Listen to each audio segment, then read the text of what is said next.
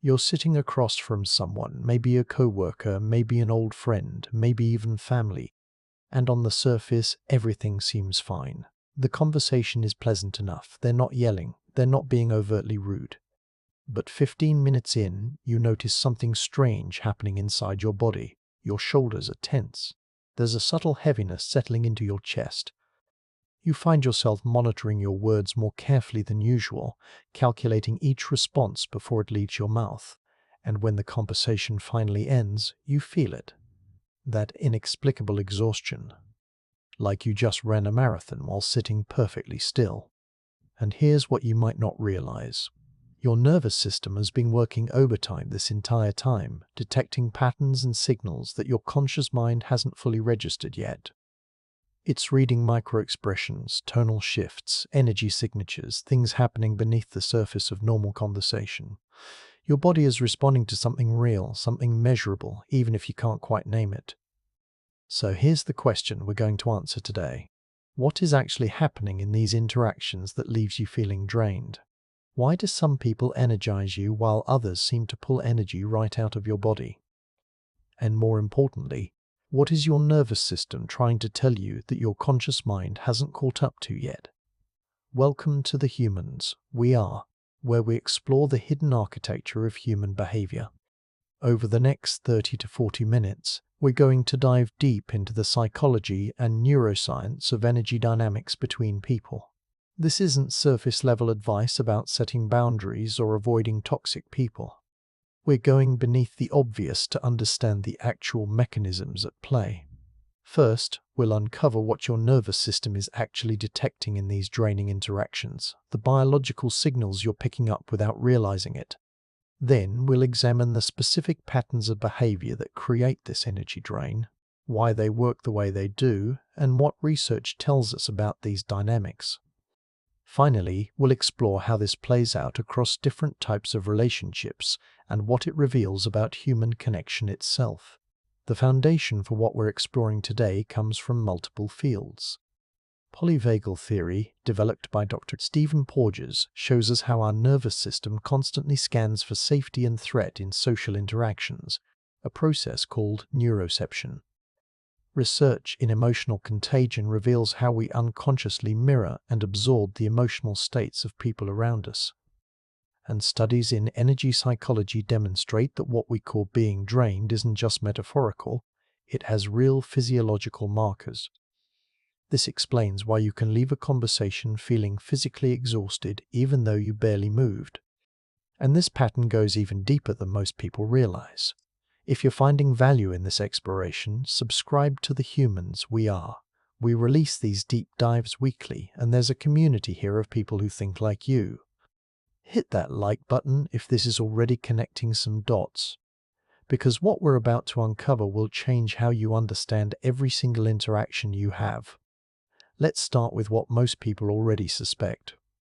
You've probably noticed that certain people consistently leave you feeling drained.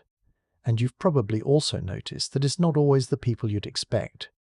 Sometimes the loudest, most demanding people are actually easier to be around than someone who seems perfectly pleasant on the surface. You were right to sense this. Your intuition is picking up on something real. But there's more going on beneath the surface than simple personality clashes or different energy levels. What's actually happening involves a complex interplay between your nervous system, theirs, and the invisible transaction occurring between you. To understand this, we need to talk about what researchers call the social engagement system. Your vagus nerve, the longest nerve in your body, is constantly monitoring your environment for cues of safety or danger. In social situations, it's reading facial expressions, vocal tone, body language, even the rhythm of someone's breathing. And here's the crucial part. This all happens below conscious awareness. Your body is making determinations about safety and threat before your thinking brain even gets involved. When you're with someone whose nervous system signals safety, whose facial expressions are congruent with their words, whose energy feels regulated and stable, your own nervous system can relax. This is what we experience as feeling energized or at ease with someone. Your body doesn't have to work hard to maintain vigilance. But when you're with someone whose signals are incongruent, when there's a mismatch between their words and their energy, when their nervous system is dysregulated or predatory in some way, your body goes into a different mode entirely.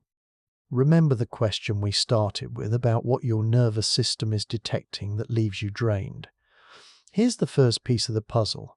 You're not just responding to what people say or even how they act. You're responding to the state of their nervous system and whether it signals safety or requires you to maintain defensive vigilance. And that vigilance, that constant low-level monitoring and self-protection, that's what creates the drain. Think about it this way. When you're with someone whose system is regulated, conversation flows. You can be spontaneous. You can relax into the exchange. But with certain people, you find yourself in a constant state of micro-adjustments, softening your opinions, managing their emotions, filling uncomfortable silences, staying hyper-aware of their reactions. This is your nervous system working in overdrive, and it's exhausting.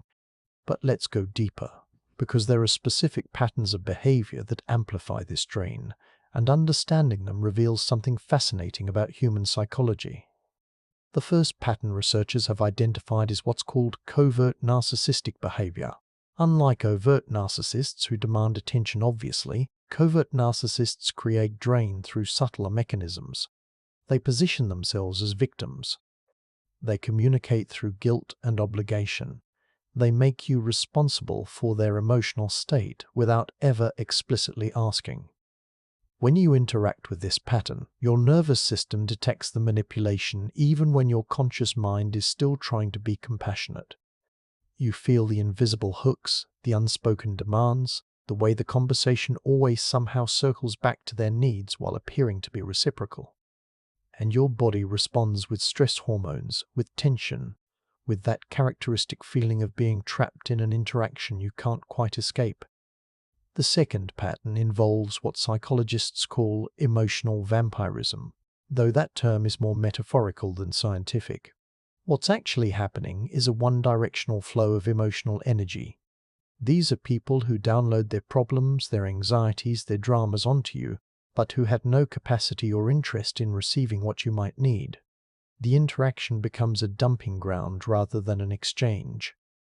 Research on emotional labor helps us understand why this is so draining.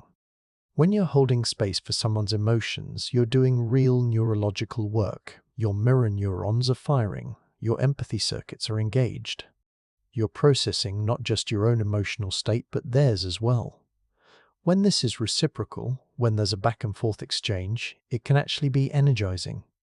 But when it's one-directional, when you're constantly giving and never receiving, it depletes your regulatory capacity. The third pattern is more subtle but equally powerful. It's the pattern of perpetual crisis. Some people exist in a state of constant emergency, and being around them means your nervous system never gets to settle.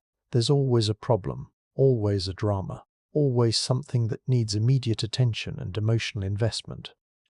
And what's fascinating is that for some people, this crisis state is actually their baseline. It's how they regulate themselves through the adrenaline and cortisol of constant activation. When you're with someone like this, your nervous system tries to match their level of activation. It's part of how we create rapport and connection through unconscious synchronization. But matching a crisis state over and over again is like revving your engine in neutral. All that energy expenditure with nowhere to go. And over time, this creates what researchers call allostatic load, the wear and tear on your body from chronic stress. This brings us closer to answering our central question. Because what we're really seeing here is that feeling drained isn't about being weak or overly sensitive. It's about your nervous system doing exactly what it evolved to do, detecting patterns that signal danger or cost, and responding accordingly. The drain you feel is information. It's your body's way of saying, this interaction requires more resources than it provides. This person's nervous system state is creating a net loss in your regulatory capacity. Now here's where this gets really interesting, because not all draining people are actively malicious or even aware of what they're doing. Many are operating from their own unhealed wounds, their own nervous system dysregulation, their own survival patterns. Understanding this doesn't mean you have to keep subjecting yourself to the drain, but it does add a layer of complexity to how we think about these dynamics. Some people are draining because they're stuck in what trauma therapists call a fawn response. They're so busy managing everyone else's emotional state, so hypervigilant to others' needs, that being around them feels exhausting because you can sense the performance. There's no authentic self to connect with, just a constantly shifting mirror trying to reflect back what they think you want. Your nervous system picks up on this inauthenticity, and it creates unease, even if the person seems nice. Others are draining because they're operating from what's called an insecure attachment style. They need constant reassurance, constant validation, constant proof that you're not going to abandon them. And providing that reassurance becomes a full-time job, you find yourself walking on eggshells, carefully managing your words and actions to avoid triggering their abandonment fears. The relationship becomes about their anxiety rather than genuine connection. And then there are people who are draining simply because they haven't developed the capacity for true reciprocity. They never learned how to attune to others, how to read the room, how to notice when they're taking more than they're giving.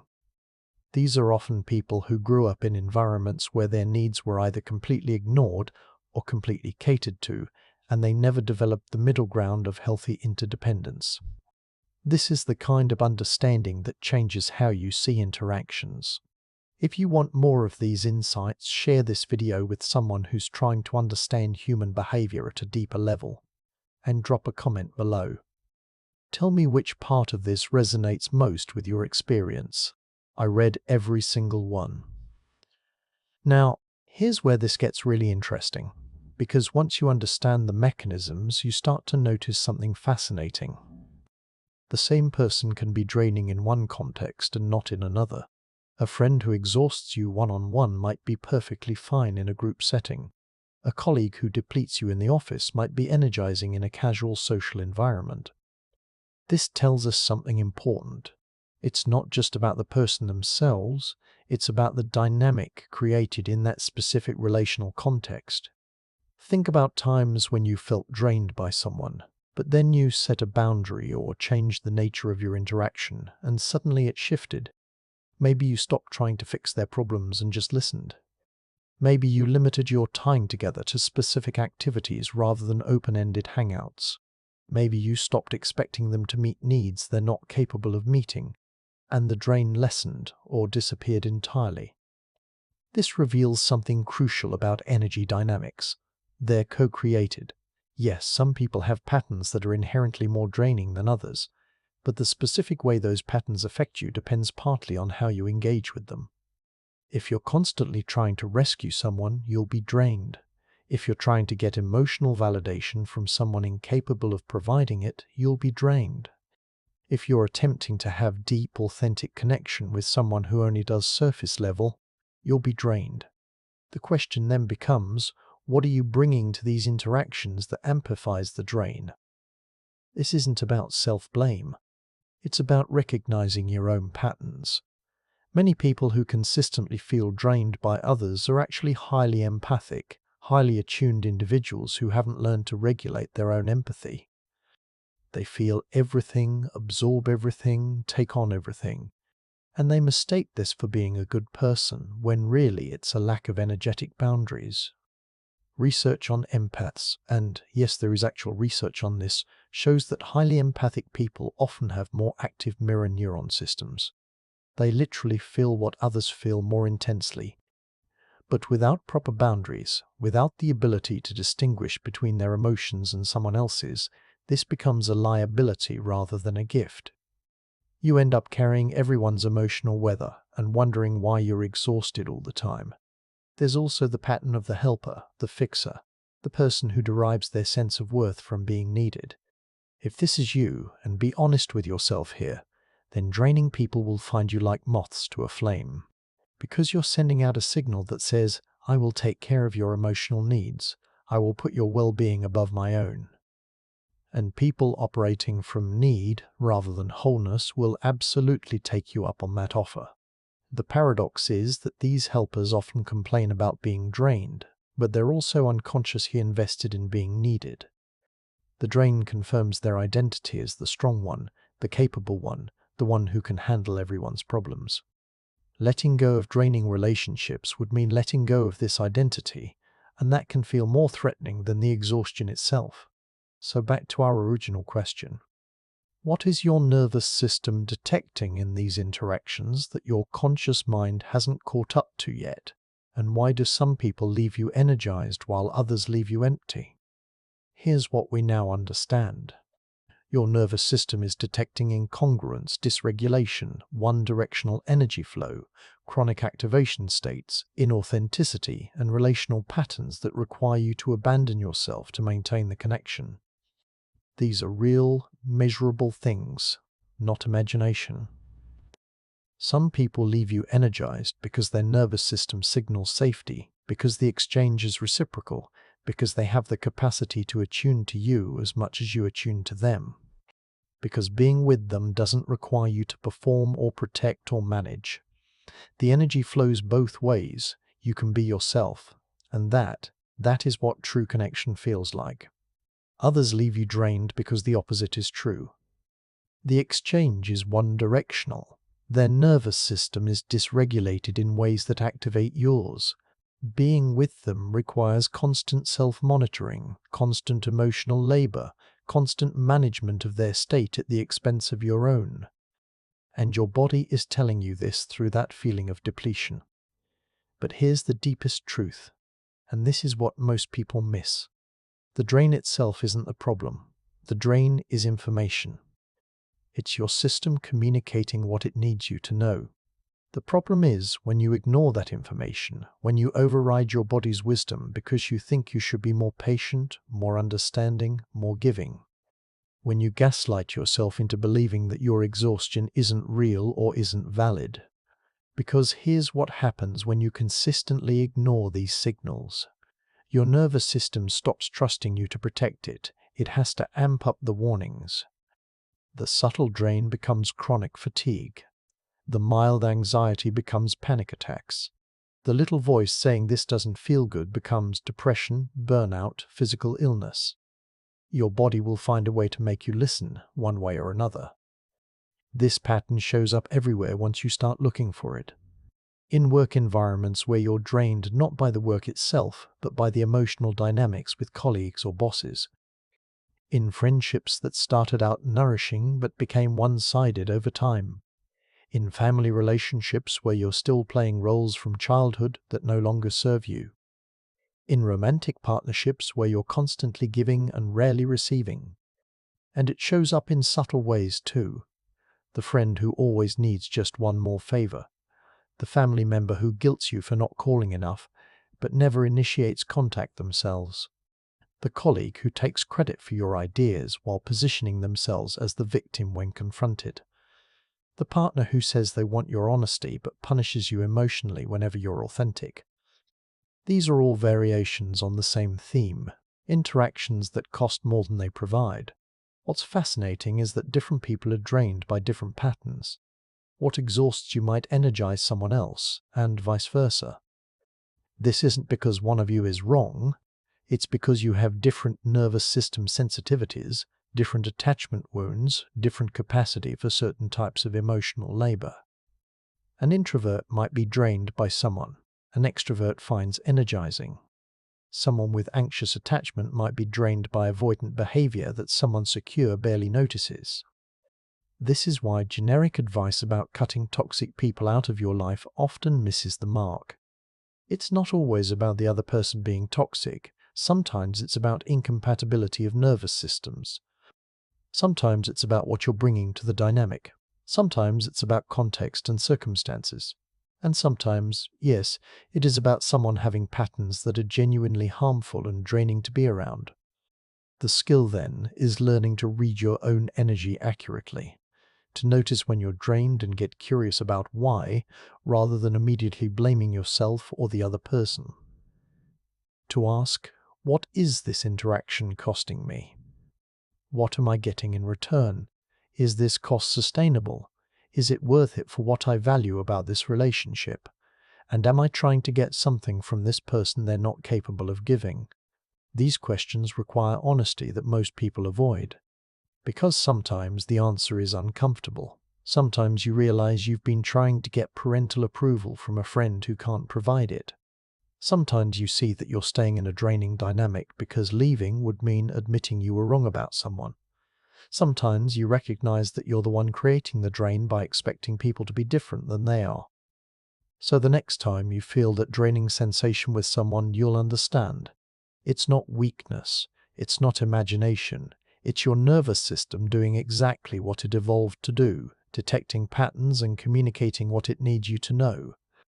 And that awareness, that's the beginning of choice. You can choose to set boundaries. You can choose to limit your exposure. You can choose to stop trying to get water from a stone. You can choose to honor what your body is telling you. This is the humans. We are where we stop accepting simple answers to complex human experiences. Where we understand that feeling drained isn't a character flaw, it's information.